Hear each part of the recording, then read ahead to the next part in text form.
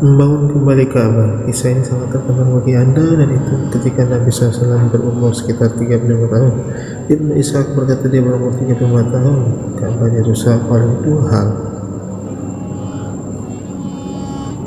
Pada tahun sebelumnya dibangun ulang, yang pertama kebakaran, yang kedua karena banjir. Subhanallah, dan mereka memutuskan bahwa mereka butuh untuk membangun kembali seluruh Ka'bah.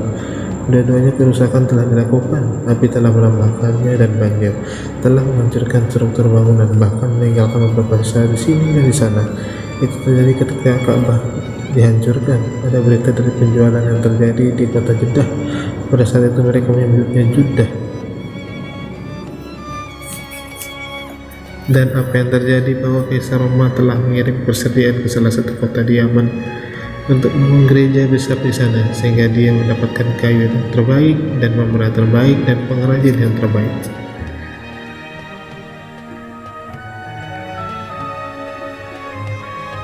Untuk pergi dan membangun gereja itu di Yaman, tetapi Allah mempunyai rencana lain, dan kitab sirah menyebutkan bahwa Allah mengirimkan angin di lepas pantai Judah sehingga menyebabkan kapal pada dasarnya jatuh dan kapal rusak.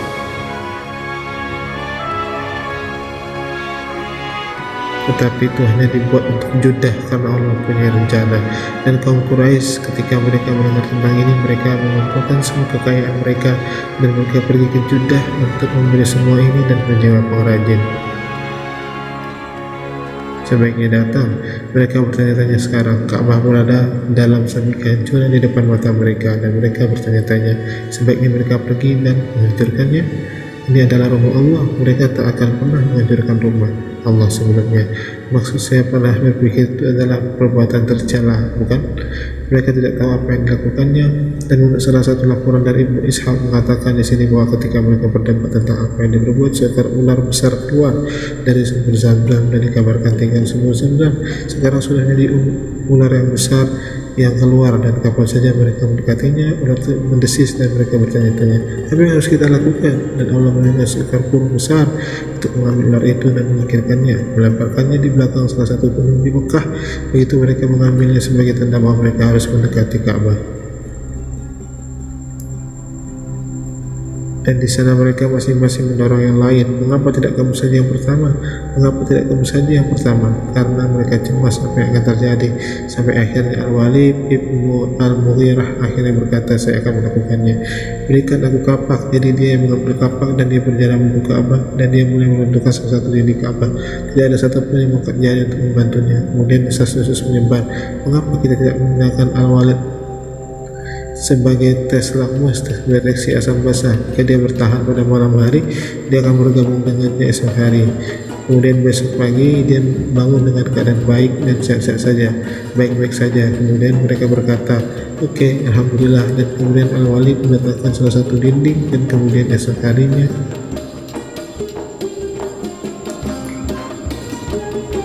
alhamdulillah seluruh kaum Quraisy memutuskan sekarang kita harus menurunkan kain Ka'bah dan membangun ulang kembali. Dan apa yang mereka lakukan, mereka membagi semua suku ke dalam kelompok berdasarkan garis keturunan suku-suku yang terdekat bersama-sama. Anda melakukan dinding ini dan lainnya di kelompok terdekat. Anda melakukan dinding ini, kemudian Bani Ibnu Manaf memberikan yang paling bergengsi di sisi tembok itu. Mengapa? Karena mereka yang paling bergengsi. Mereka mengatakannya Abdul Muthalib adalah bagian dari mereka, dan Abu Muthalib adalah yang dia punya. Kemudian mereka mendapatkan yang paling bergengsi. Yang paling bergengsi kedua adalah Bani Makhzum. Abu Jahal adalah jalur ini, bukan? Bani Makhzum, mereka mendapatkan yang ini. Rukun Yamani pada batu hitam atau Hajar Aswad yang terakhir dari Ka'bah. Kemudian mereka mendapatkan yang paling bergengsi kedua dari dinding, dan mereka dari jalur yang lain. Kalau tidak dapat menemukan namanya, mereka mendapatkan dua sisi dinding lainnya. Sekarang Anda tahu apa yang terjadi. Bani Abdul Manaf dan Bani Makhzum mengangkat sudut yang ada di batu hitam, bukan? Batu hitam atau Hajar Aswad. Batu hitam tidak sepanjang yang ada pada dinding, ada di sepanjang keduanya. Dan kemudian ketika mereka mendapatkan wilayah penyebab masalah, mengapa? Karena Bani Makhzum dan Bani Abdul Manaf bersaing. Mereka tetap bersaing. Jadi mereka berkata, katakan ke mereka di bawah ini. Mereka berkata, batu hitam ini ada di sisi saya, bukan itu di sisi saya. Dan kemudian yang lainnya juga berkata, letakkan di sini, dan berkata, mengapa Anda mendapatkan hal istimewa? Ini batu istimewa. Sekarang Allah tahu bahwa batu hitam adalah batu istimewa bahkan hari sebelum Islam, jadi Anda bisa bayangkan selama 5 hari.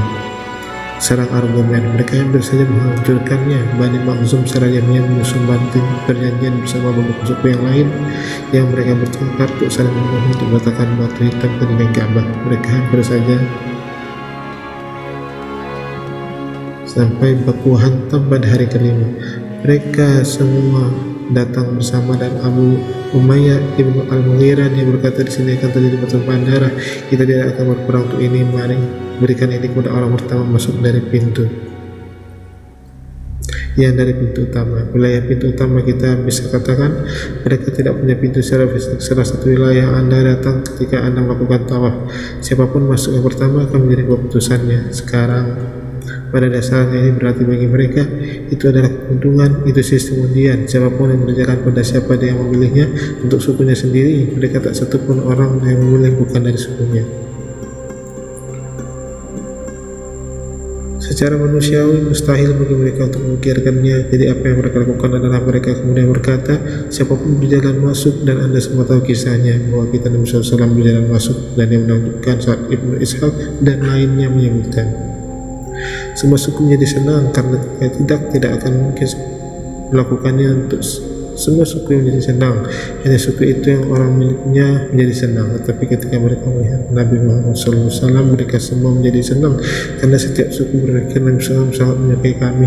Dia sebenarnya datang untuk melihat suku kami. Dan kemudian sebagaimana Anda tahu kisah Nabi SAW secara spontan berkata, bawakan saya sepotong izar bagian atas kain. Ketika itu dibawanya, Nabi SAW mengambilnya sendiri, meletakkan pada izar, meletakkannya di atas kain, dan dia berkata, ayo setiap suku mengirimkan perwakilannya dan mengirimkan kepala suku. Kirimkan pria Anda, dan semua dari kita akan meletakkannya secara bersama-sama. Dan kemudian mereka semua mengangkatnya. Kemudian Bani Makhzum, mereka memenuhi janjinya karena mereka adalah bagian dari yang diangkat ini. Kemudian mereka tidak merusak janji mereka untuk baku hantam sampai mati. Mereka memenuhinya dan semua suku memenuhinya, dan sebagaimana datang Nabi SAW menghadirinya sendiri adalah salah satu yang meletakkannya ke dalam lokasi tertentu.